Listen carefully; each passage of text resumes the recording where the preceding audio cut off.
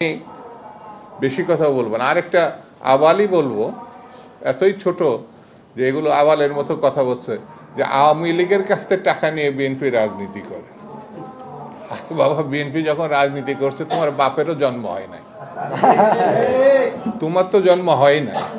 বিএনপির কি দেখছো? বিএনপি যখন রাজনীতি শুরু করছে, বাংলাদেশের কৃষকের, শ্রমিকের, মেহনতি মানুষের উন্নয়নের নেতৃত্ব দিয়েছে শহীদ জিয়া রহমান। কইছিলা বাবা? কথা বলার আগে একটু চিন্তা করবা, কথা বলার আগে একটু ভাববা।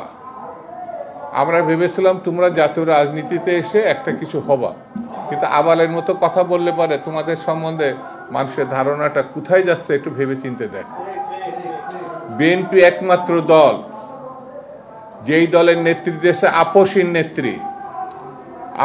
নেত্রী যার মৃত্যু হতে পারত, 6 বছর যে জেলের মধ্যে সাজা খাটছে। তুমি কইছিলা বাবধন বিএনপির বলো যে আওয়ামী লীগের টাকা দিয়ে রাজনীতি করছে?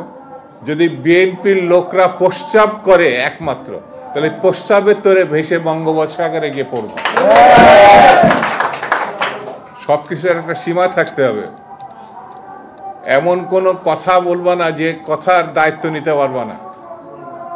বিএনপি সম্বন্ধে যে অভিযোগ করছো, সেই অভিযোগের জবাব যদি বিএনপি শুধু থুতু ফেলে, সেই থুতুর মধ্যে তোমার খুঁজে পাওয়া যাবে না। সেই জন্য আমি বলবো, হিসাব করে কথা বলা, হিসাব করে চলা, আর গণতান্ত্রিক রীতিনীতি মানা। এটি যদি ব্যর্থ হও, তাহলে ফ্যাসিস্টদের তুমি একজন হিসাবে নিজেকে চিহ্নিত করো। এই ধরনের প্রতিহিংসামূলক দৃষ্টিভঙ্গি নিয়ে রাজনীতি করা ঠিক